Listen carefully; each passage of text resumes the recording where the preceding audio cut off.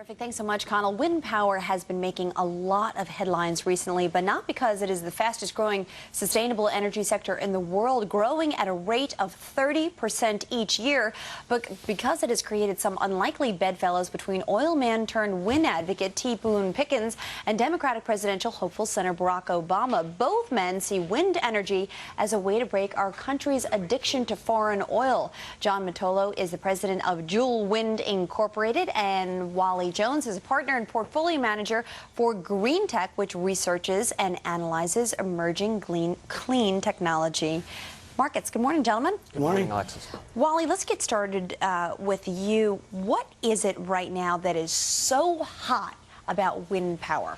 Well, the economics are very compelling right now. You're talking about a renewable energy source that has no forward fuel prices. You don't have to worry about the volatility of natural gas prices or oil prices as an input mechanism. You have turbine manufacturers ramping up capacity, and you have innovative companies bringing wind resources online, signing long-term power purchase agreements with utilities, and you also have the capital markets backing them. You have some private equity firms that are behind a couple of companies that have just filed for IPOs, and we'll see how the public market receives those. And John is one of those companies, because you just went public a month ago. What is this focus, this spotlight, in large measure because T. Boone Pickens is out there doing ads and talking about how this is one of the future solutions to the energy crisis we're in? How is that affecting your company and your decision to go public? Well, basically a rising tide raises all ships, so we're real happy that T. Boone Pickens has joined us. Juhl Wind, we've been doing this a long, long time, and there are a lot of wind development companies out there.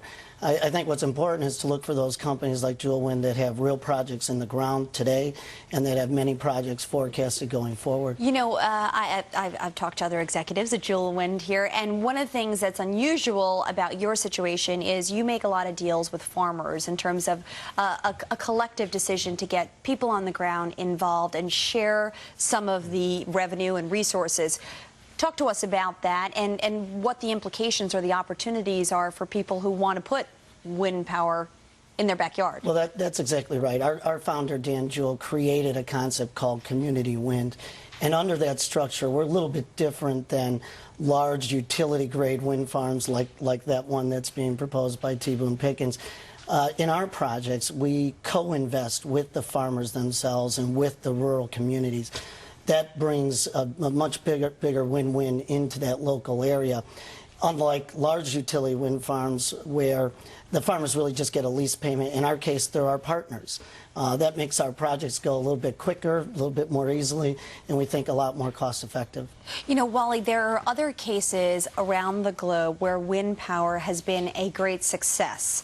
Tell me about some of those other cases and why it is that, if you look at it right now, the Department of Energy is suggesting that 20% of our electric supply by 2030 could come from wind power. Absolutely, Alexis. And the DOE study was I think, a great harbinger of future activity here domestically for the wind industry. You look at a country like China, who has already exceeded their 2010 goals for installed wind capacity. And it looks like they're going to blow by their goals for the year 2020. They initially set a goal for 30 gigawatts. They're probably going to get closer to 100 gigawatts by the time we get to that year. Okay, what does that mean in layman's terms? It's a lot of electricity in layman's terms. You talk about the electricity that can power cities rather than just homes. Mm-hmm. And one of the things in China that drove that progress was the fact that you have a little bit of a command and control structure where you can have a government that says you will build wind and you will build transmission lines to interconnect there. Not saying that our government necessarily needs to move to a command and control structure, but a strong coalition between local regulators, federal regulators, and business people could help drive that as well. One of the things you said, Wally, at the very top of this, when you said why wind power is catching on, is you said the financials look pretty good. It's a good investment. It's not a huge infrastructure cost. Compare that to me, for example, we were talking about offshore oil rigs and, you know, costing $750, $800 million just to create one, then the leasing, the exploration. So what are the costs involved? Yeah, it's a great point, and it's a lot more scalable than offshore wind, meaning it becomes economically viable at a much smaller scale, as John and his firm are proving. Basically, use a rule of thumb of about $1 million a megawatt, which a megawatt will provide electricity for approximately 1,000 homes or so. So if you look at the ability to scale from a very low capital investment all the way up to a very large mega wind farm type of investment, it's something you can kind of try and nibble on in the beginning and then build something very big and very large. John, across this country right now, what percentage of our power is actually, the source is wind power? And I'm assuming you like this Department of Energy survey here, that they'd like it to be 20% of wind power. What will this mean for your company? Well, the entire industry is going to see tremendous growth. Today, we get less than 1% of our total electricity supply from wind. And when you consider that the US DOE has called for that 20% by 2030, that's the equivalent of $15 billion a year in wind development each year for the next 22 years, over $330 billion. So, you know, for a company like ours, we're just going to grow along with that curve.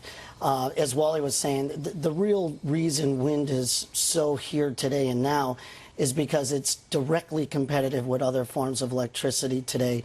It's taken many years to get there, but with the maturation of the technology in the industry, we can compete head-to-head with coal.